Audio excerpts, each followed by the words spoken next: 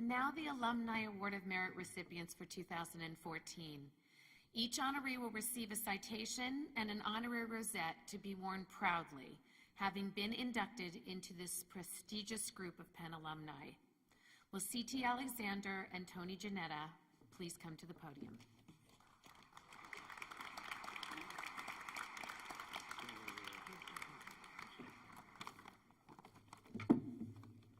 Mr. Chairman, Madam President, honorees, fellow Pennsylvanians, ladies and gentlemen.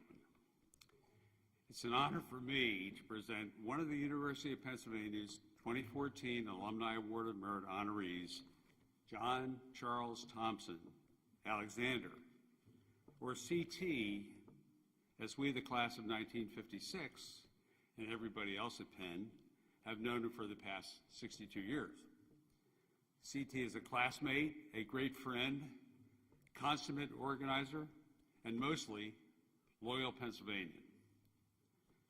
CT was a do-everything while an undergraduate. His accomplishments are too numerous to mention. However, they were truly acknowledged by his being recognized as one of the class of 1956's 4 honormen, and by winning the Spade. Please take time to read of his many undergraduate accomplishments, as stated in his citation. They're glowing. Since graduation, CT has been deeply involved with virtually all of our 5-year reunions. He was always planning something new, and the class subsequently won most every award for excellence in the parade of classes, due in large part to his creativity and his hard work. He was also deeply involved with getting the money. That said, one of his most visible and significant accomplishments was to have been the football announcer at our beloved Franklin Field for 50, that's correct, 50 years. During that course of time, he became known as the voice of Franklin Field, probably self-imposed. Finally, in recognizing some of his many accomplishments as a graduate, one must say that CT was the driving force in the finalization and placement of the 56 trolley at 37th and Spruce. The trolley is a reminder to all of the campus as it looked when we rode here. We dodged them, we did everything with them, but he is the one who really put it through. So CT is truly worthy of this award. CT is the 10th member of our class to be so honored. I doubt that any other class has had that many recipients and can make such a statement. So that said, it is a great delight for me to present C.T. Alexander of the class of 1956 as a recipient of the 2014 Alumni Award of Merit.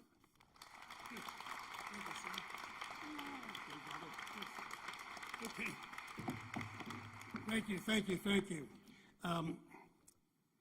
You know what, I know what you ladies are suffering from when you have one of those slipping bra straps, because I have an errant suspender, and it's really been bothering me. In preparing for this event tonight, I had a little difficulty getting arranged. I'm out of training, I found out. And the way I'm out of training told me it took me 19 minutes to put this tie together, literally. John W. Alexander, Jr., he must be here. John W. Alexander was an inspiration to me, and it's because of him that we got confused, and one fraternity person said, I'm talking about C.T. Alexander, and the rest was history. One of the things that happened, incidentally, this is preparatory to my remarks. And one of the things that happened to me that I'll always remember was John W. being the editor-in-chief of the Daily Pennsylvanian would write these very incisive editorials criticizing Gaylord Harnwell, the president's administration. And Mrs. Harnwell would read these, and she'd get incensed, and she'd write a rebuttal, and she'd give it to Dr. Harnwell's limousine driver to set it into John W. Well, later on, the Harnwells had a formal reception at the house for the moguls on the campus. And I was in the reception line in front of John W. And I shook hands with Dr. Harnwell, and then I went on and I said, Mrs. Harnwell, I'm John C.T. Alexander.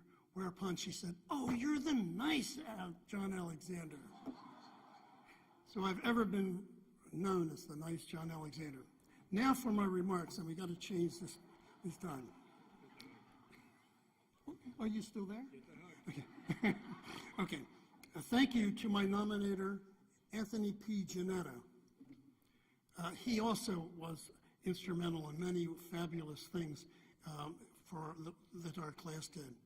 And thank you to the Penn Alumni Society for this esteemed recognition. Thank you also to family and classmates for being here. Historically, our class experienced a few of Penn's first major steps towards greatness with 4 profound and monumental actions. And I thought I'd just review them for you. Number 1, this was the first year in 1952 that they admitted its first woman student. Her name, Carol Berman Silk, the first Wharton female with a BS degree from the Wharton School. Secondly, the Faculty Senate did a takeover of the academic control of the university in 1953, which led to, number 3, Penn's lead role in forming the athletic Ivy League. That was 1954. And finally, in 1956, the university had renounced its plan to move the university to Valley Forge and decided to move the number 11, number 34, and number 37 trolley lines underground. Ergo, you see our desire to memorialize the trolley, and we do wish you to go to the trolley, perhaps tomorrow at 8:02 when vodka will be served, and Bloody Marys, and also Munchkins and Dunkin' Donuts. That's at 37th and Spruce Street. The immediate effect of those 4 things. Number 1, the College for Women soon was to become anachronistic. They eliminated the College for Women. Number 2, academics would rule the university. In other words, money for actual need would be important, which meant no more pay-for-play athletes in the Ivy League. The campus also was less interrupted, and the students did not have the opportunity to put gasoline in the trolley tracks and light them. And also, in my fraternity, Mrs. White, the cook, came to me one time and said, Mr. Alexander, we have used 3 different barrels of lard in the last month, and we wonder what it is. Well, some of the guys were going out. I did not do this. Some of the guys went out and put the lard on the trolley tracks. So the trolleys would, right on the incline, would start to slip down to Horn and Hardarts. Okay, why I should pay for this? I should really pay for this award. I shouldn't be given the award. Why? I enjoyed 4 enlightening and exciting undergraduate years. Oh my gosh, I'm over the time. I helped the class raise a number of class scholarships.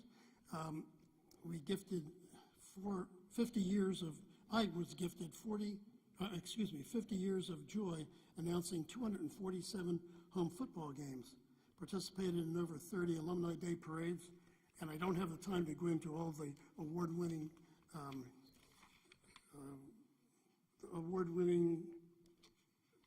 floats that we would have.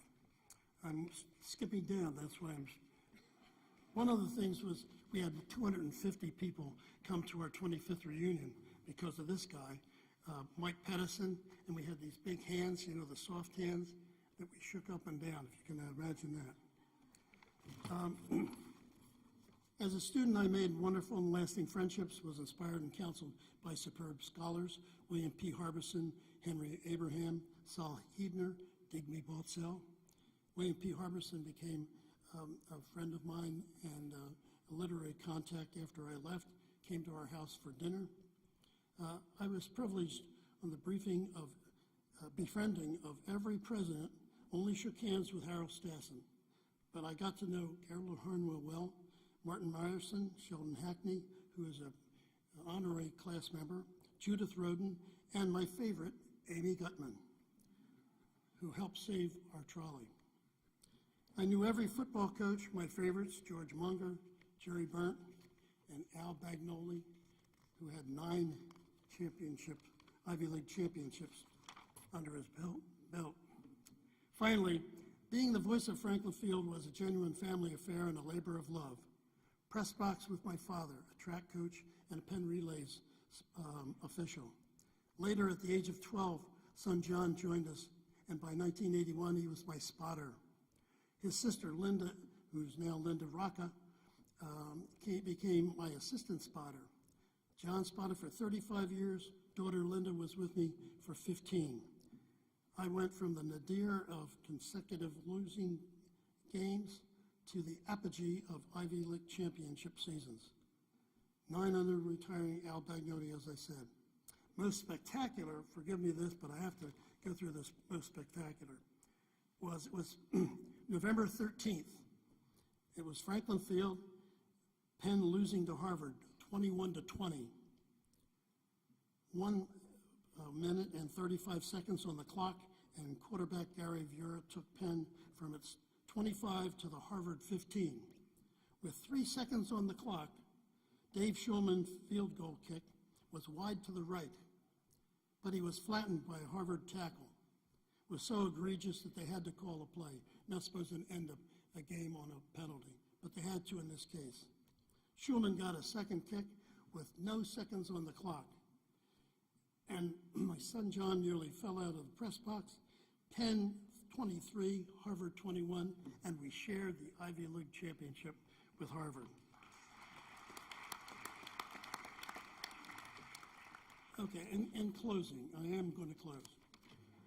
I have already been awarded enough for that accomplishment by Al Bagnoli, the 213th football team Man of the Year award, so I don't need this award.